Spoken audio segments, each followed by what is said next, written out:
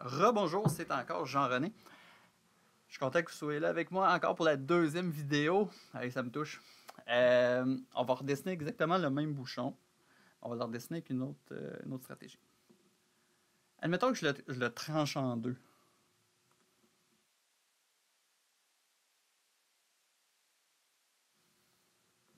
Le motif là, qui est assuré, ben, je pourrais dessiner la moitié de ce contour-là, du contour assuré, lui faire un tour autour de l'axe vertical, puis ça va me donner, ça va me donner le même résultat, à part les trous qu'il va falloir venir rajouter par après, avec la même stratégie que précédemment.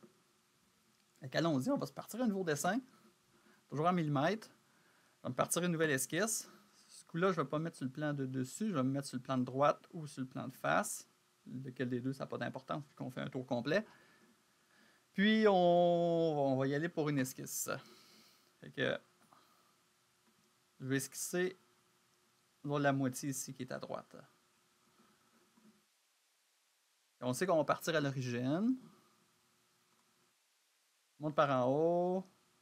On s'en va à droite. Et je me préoccupe pas vraiment des proportions puis des vraies mesures. Là. Ben, je me préoccupe en gros des proportions, mais je me préoccupe pas du tout des vraies mesures. Je descends comme ça, je m'en vais là, je redescends, je m'en vais là, là, je remonte, puis je retourne à ma ligne du début. Fait que si je reviens, ok, ouais, ça ressemble à ça ici, touc, touc, touc, touc. Là, il va falloir que je mette des mesures. On avait dit. Qu'est-ce qu'on avait dit? On avait dit que ici, l'épaisseur du bouchon, c'était à peu près 3 mm.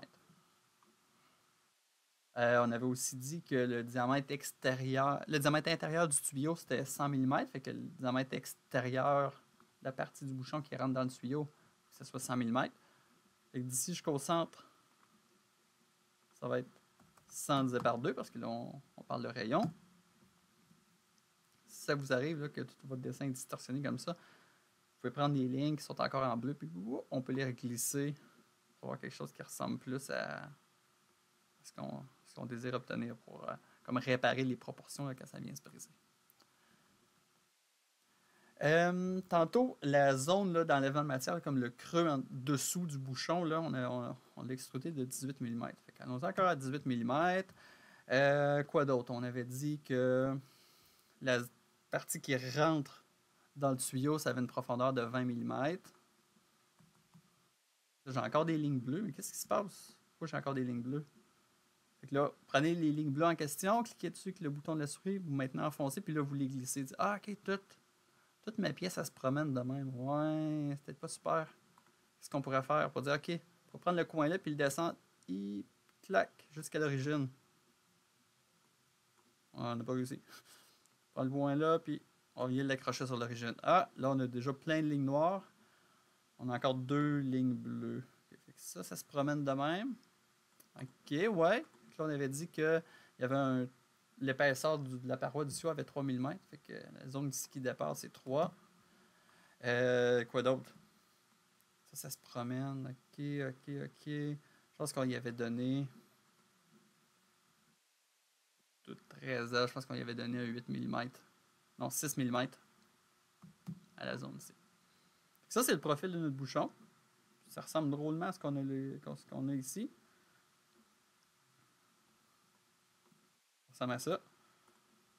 Fait que là, on va lui faire un tour sur lui-même. Fait qu'on retourne dans solide, révolution. Contour, c'est la zone qu'on a esquissée. Axe, vous pouvez prendre l'axe bleu. Vous pouvez prendre aussi une ligne d'esquisse. Ça n'a pas vraiment d'importance. Les deux vont donner le même résultat dans ce cas-là. On tourne à 360 degrés. On crée un nouveau quart. Et on clique sur OK. Là, on a exactement la même pièce. Puis là, on pourra en juger, on pourra en discuter, c'est plutôt philosophique, c'est laquelle des deux méthodes qui est la meilleure. Je ne porterai pas de jugement là-dessus. Les deux nous amènent au même point. Puis il resterait juste à ajouter les trous.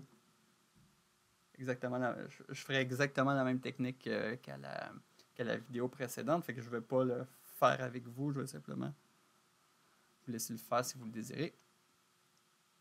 Et ça conclut l'exercice. Donc, encore une fois, je vous invite à vous pratiquer ça en même temps que je fais la démonstration ou immédiatement après. C'est super important de se pratiquer. Puis, je vous attends dans l'exercice suivant.